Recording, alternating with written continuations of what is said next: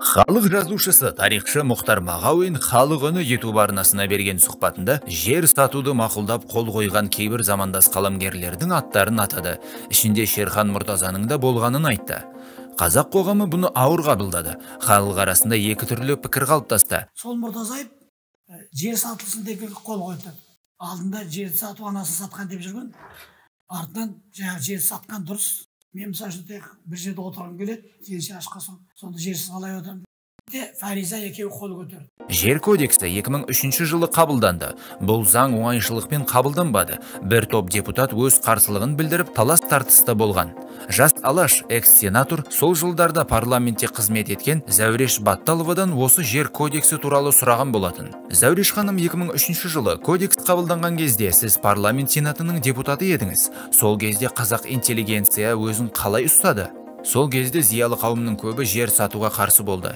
Саясаткер Балташ Тұрсынбаев жер кодексіне байланысты қоғамдық комиссия құрды. Балташ аға қатты жұмыс істеді. Ол кісіні қорқытпақ болып автокөлігін өртеп кеткен оқиғаларда болды. Жерден қоғамдық белсенділермен Серікболсын Абдилдин, Болат Әбішев бәріміз кездестік. Үкімет басшысы Иманғали Тасмағамбетов ұсынған құжат қызу талқыланды. Көп өзгерістер енгізілді. Премьер-министр өзінің ұсынған кодексі өтпесе отставкаға кетуге дайын екенін ескертті. Ал депутаттар жер кодексінің өз нұсқасын әзірлеп шықты. Үкіметтің жер кодексі концептуалды өзгеріске ұшырады. Парламенттің қос палатасы үкіметке сенімсіздік білдірді, вотум жариялады. Сенатта мен Уәлихан Қайсар, Әбілхан Машани премьер-министрдің отставкаға кетуін қолдадық. Жер кодексіне мәжіліске Серікболсын Абдилдин бастаған коммунистер, Серікбай Әлібаев, Болат Әбішевтер қарсы болды. Басаяғы 23 депутат. Алайда президент Нұрсұлтан Назарбаев Иманғали Тасмағамбетовтің құжатына 8 толықтыру енгізіп, мәжіліске қайта жіберді. Өкінішке орай, депутаттардың көпшілігі президентке қарсы шыға алмады. Жер кодексі сол кезде не үшін керек болды? Қандай қажеттілік болып еді? Жерге арналған нормаларды бір жерге жинақтаймыз. Кодекстің мәртебесі жоғары деген әңгімелер айтылып жатты. Есіңізде болса, бізде бірде-бір заң уақыт талабына сай яки шын қажеттіліктен қабылданбайды. Бізде барлық заңның инициаторы президент әкімшілігі және үкімет қой. Сонда президент Нұрсұлтан Назарбаев әуелде Иманғали Тасмағамбетов ұсынған жер кодексінің қабылдануына мүдделі болды ғой. Әрине, үкімет президент әкімшілігінің бұйрығымен заң жобасын әзірлейді. Назарбаевтың кодексі десе де болады. Мәжіліс әзірлеген құжат тәп-тәуір еді. Алайда мемлекет басшысы халық пен депутаттардың ұсыныстарын қабылдамай тастады.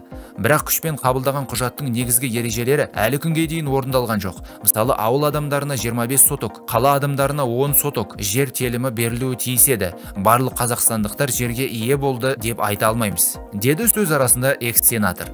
Атап өтсек, Мұхтар Мағауин белгілі жазушы, кезінде редакторлық қызмет атқарған. Мұхтар Мағауин 2007 жылы Чехияға қоныс аударды. Қаламгер қазір Америка Құрама Штаттарында тұрады. Ол өз отанын тастап шетел асуына себебін былай түсіндірген еді. Мен өзім кеттім, бірақ соның алдында 5 жыл бойы маған қарсы науқан жүрді. Осындайды халық ұмытып қалды екен. Айтылмаған сөз жоқ. Бір күнде 5-6 газетке шыққан жағдай болды. Маған ол әсер еткен жоқ. Маған әсер еткені қазақтың бір зиялы азаматы, мынау Бәленбай деген жазушымыз еді. Неге осыған жала жабылып қудаланып жатыр деп ара түсуге жараған жоқ. Содан соң балама кеттім. Мұхтар Мағауин Чехия астанасы Прагада 6 жылдай тұрды. Одан кейін Карловы Вары қаласына қоныс аударған. 3 жылдан соң баласы Америкаға жұмыс бабымен кетіп, жазушы да отбасымен сонда барған. Чехияда тұрдық. Олар момын халық, азиаттарды жақсы көрмейтін әдеттері де бар.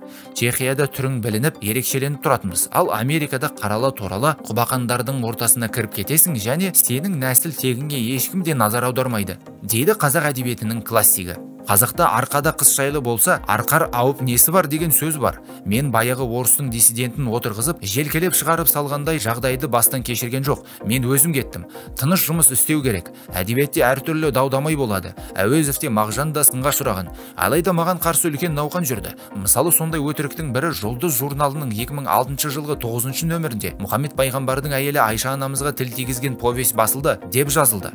Жұрттың бәрі іздеді. Жоқ ондай нәрсе. Журнал жаңа ғана шыққан. Шыққанына ай болмаған. Сол сияқты нәрселер. Оның бәрін жазуыма ешқандай әсері болған жоқ. Бірақ маған тыныштық керек. Халқыңа керек болмасаң, болашақ ұрпаққа керексің. Содан кейін сыртқа кетуге тура келді. Менің үкіметке де, басқаларға да ешқандай өкпем жоқ. Өкпелейтін олардың жағдайы да жоқ.